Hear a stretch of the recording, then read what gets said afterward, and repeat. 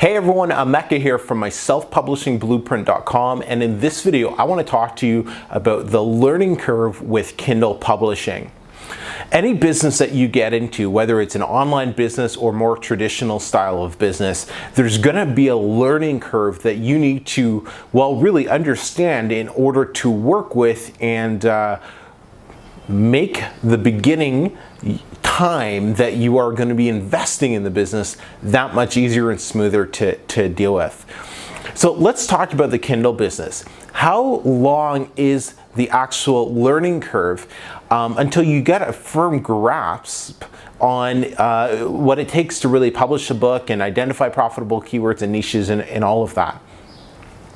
It's difficult to really give a time frame on it. So what I can do is I can kind of give you an example of number of books that you're publishing, and I'd say the learning curve really starts to, you really start to understand more of the publishing process once you've published books 8, 9, and 10.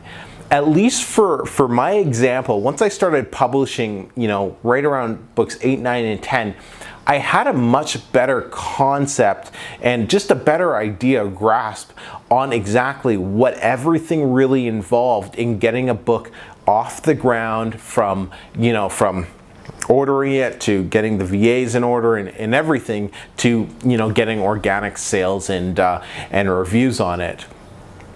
Now, how long is that actually going to take? Well, it really all depends on how much startup capital you have to invest. If you can invest a decent amount of change and pump out your first 10 books or so in your first month and a half, awesome. I didn't do 10 books until about 6 months in or so, or maybe even a little longer.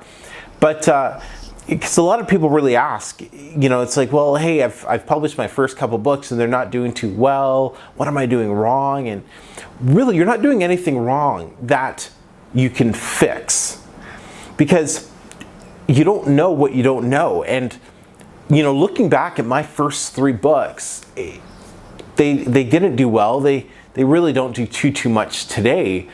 But if I gave up because I was frustrated and I wasn't happy with their success, I wouldn't be here today. But I kept pushing through it, and I understood that, hey, I'm probably going to have to publish close to 10 books until I really figure out what's going on. And that's the case. And now I have, just over 25 books or so. And I'm still learning. I'm not an expert by any means. I'm still learning each and every day. And, my learning curve is different now compared to what it was when I was, less than 10 books deep. But I'm still going through a learning curve. I'm still going, I'm right now, what I'm learning how to do is how to automate more of the process, remove myself, and have my assistants really take over more of the business. And that's another challenge on its own that I'll start documenting videos on that once that gets moving forward more. But the learning curve is just that. It's the learning curve. Everybody's going to go through it. You're not done it once you're done your first 3 books. Really have the mentality that it's going to take you a good 10 books or so to really start getting the hang of the whole publishing world. Don't let that discourage you. Let it motivate you, because when you're books 5 or 6 deep and you're frustrated and they're not really taking off what the way you want, just understand, hey, you're really only halfway to figuring out the first stage of the Kindle publishing world. Hey, if I can make it a little easier for you though, I got my 5-step blueprint. It's a free guide, totally free. Click the link in the description box. You click it, you enter your email, and boom, it's going to be in your inbox. It's my 5 steps on what you need to take care of to hit your first $1,000 with Kindle publishing. As always, if you're new to the channel, hey, how's it going? Take a look around. If you like what you see, consider subscribing. And as always, reach out to me in the comments. I love connecting with all of you. Until next time, talk to you soon. Take care.